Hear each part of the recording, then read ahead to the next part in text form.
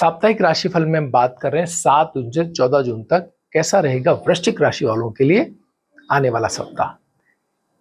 इस सप्ताह चंद्रमा गोचर के अंदर तुला, वृश्चिक और धनु राशि से गमन कर रहे हैं और 14 जून को मकर राशि के अंदर सुबह 8 बजे आ जाएंगे। इसके मायने क्या है? इसके मायने ये हैं कि इन सभी पॉइंट्स पर हम इसको देखेंगे कि कैसे वृश्चिक राशि वालों को प्रभावित करते हैं सारे सितारे। हेल्थ वाइज हम बात करें तो बुध और बृहस्पति अष्टम स्थान के अंदर है और चंद्रमा 12वें स्थान के अंदर है और शुक्र छठे स्थान के अंदर। तीनों स्थान कमोबेश हेल्थ को कहीं ना कहीं प्रभावित करते हैं।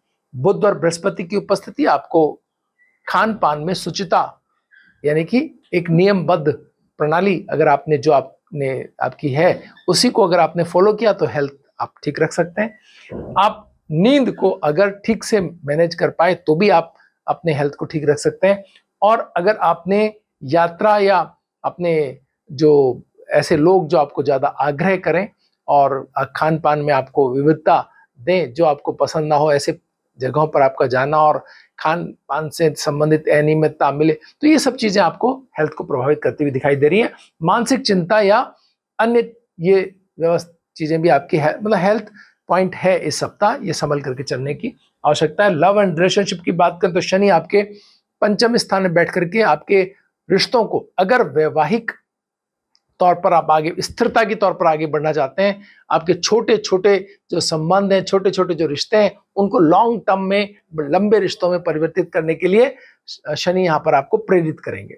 इसके साथ ही आपको जो रिलेशनशिप जो राहु यहाँ पर आपके मित्रों के और परिवार से संबंधित जो घटनाक्रम है उनके अंदर जल्दबाज ना हुए तो ज्यादा बेहतर रहेगा। वाणी पर आपको संयम रखना होगा क्योंकि जो 10 से 14 जून को चंद्रमा आपके वाणी के स्थान से भ्रमण कर रहे हैं तो आपको एक ख्याल रखना पड़ेगा।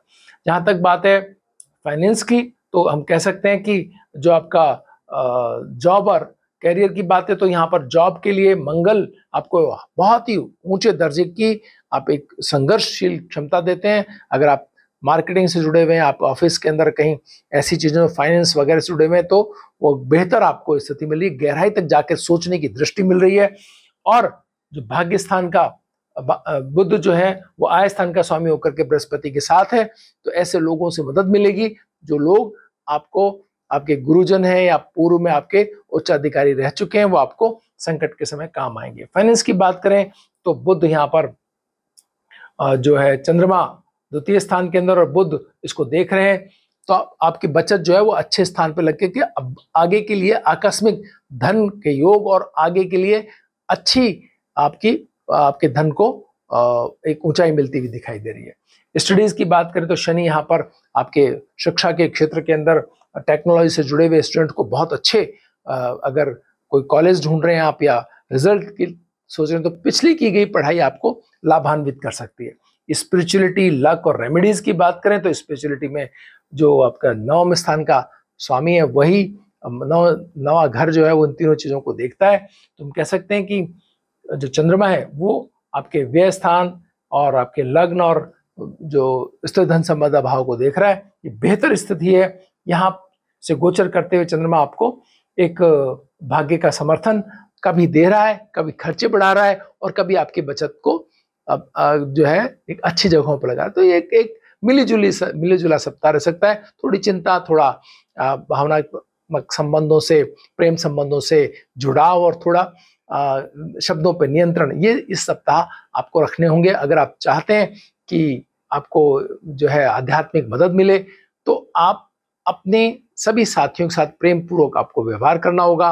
आपको ऐसी स्थिति जहां कहीं भी हनुमान जी का मंदिर हो वहां अगर आप जाते हैं तो प्रसाद लें और उसको वहीं के भक्तजनों में बांट दें, ये बेहतर स्थिति हो सकती है। चने और गुड़ अगर आप बजरंगबली को चढ़ाते हैं तो इससे भी आपको जो है पुण्य की प्राप्ति होगी और ये आपके मानसिक स्थिरता, स्वास्थ्य और आपके धन के खर्चों को नियंत्रित करेगी और भाग्य से होने वाले जो आपके जो कोई भी सहायता है वो आपको मिलती हुई दिखाई देगी। ये था वृश्चिक राशि का 7 जून से 14 जून तक राशिफल।